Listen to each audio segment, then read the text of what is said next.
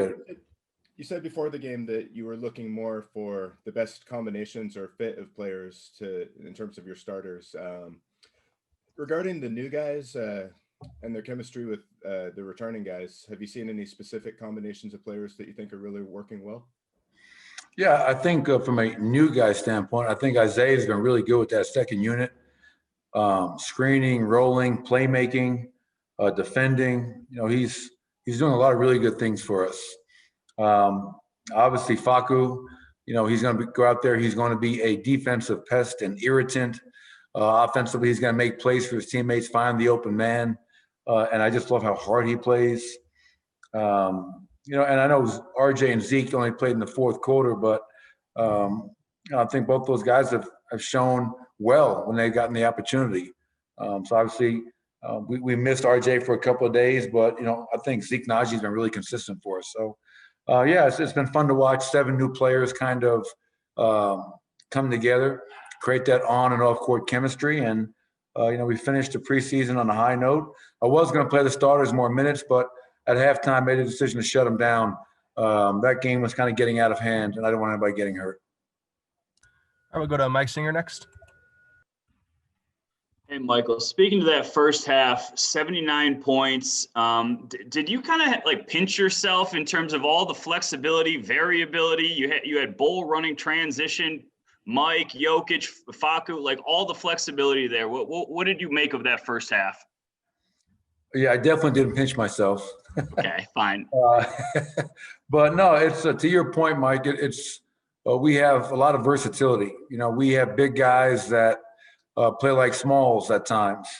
I love the fact that we had 30 assists, and the big carryover from game 1 to 2 was the turnovers. And, we cut our turnovers down to 12, which was really good to see. That's a great number, 30 to 12. We got 44 threes at the quality looks. And our defense, once again, was really solid. So I thought Bol, I told him today, shoot around with JaMychal Green out. Bol would get a chance to play in the first half.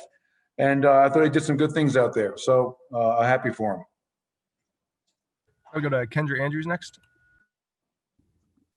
Kind of a follow-up on that, but you had said that shooting more three-pointers was going to be a really big emphasis for you guys. Was pushing the pace and playing at that high of a speed an emphasis for you? And having so many guards or bigs who can play like guards, like you just said, help with playing at such a quick pace? Yeah, so last season, I think we were, in terms of pace of play, we were at the very bottom. And I don't get too caught up in that, Kendra, because I really don't think there's any correlation between pace and winning. A lot of teams play really fast and don't win any games. But we just wanted to play with more pace and purpose when we could. And one of the rewards for defending at a high level is the ability to get out and run and attack.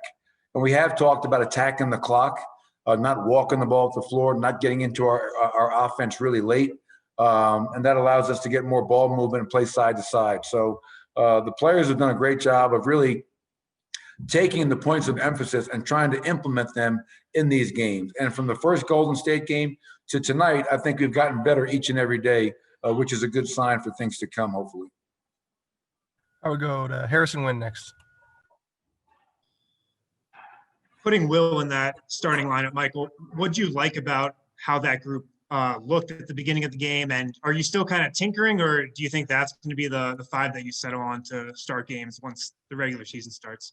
Yeah, I'm not going to answer that now. I haven't made my mind up, but it was an opportunity to get Will out there. That was our starting lineup last season for majority of the last season, especially before the season was shut down due to COVID. But Will is, he's so versatile, multidimensional. He can do a lot of things out there. He had, 4 assists tonight, making the right play, not forcing the offense. Again, this is a second game that Will Barton has played since March. So it was good to see, but we'll make the final decision on our starting lineup in the next couple of days. Go to Jacob Toby next. Coach, is it weird for you knowing that the preseason's over? That's it. And what do you look to do now between the first game? Yeah, it's been a really demanding training camp from a practice game, but also just from the COVID protocols. Guys getting here early, testing twice a day, long days. I couldn't be more proud of our group. And I love to see that whether starters are in and a bench is up, or even late in the game when all of our starters are out, our bench is in the game. They're truly engaged, supporting their teammates. We'll bring them in tomorrow. We'll watch film. We'll cover some things, clean some things up, probably give them an off day on Sunday, rest their bodies, rest their mind. And then we have 2 days, Monday and Tuesday, to get ready for Sacramento. Opening night is for real. And, we've been a very good team at home the last few years, and we're going to have to do the same thing this year. There's no crowd, there's no fans, but we'll have to use everything to our advantage to make sure we protect our home court throughout the year. Go to Leandro Fernandez.